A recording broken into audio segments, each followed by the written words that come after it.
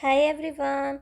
In this quick tutorial, I will show you how to find return tickets in the Wizz app.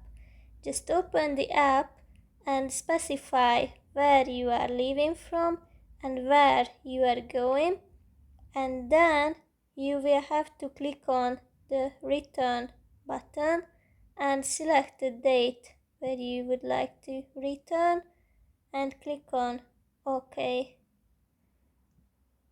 And now you can search flights. If there is no flight available, we can go on because I had a look for today and of course it's kind of difficult. So yes, you can easily do it and choose one flight that you prefer. I hope it helps. Have a nice day.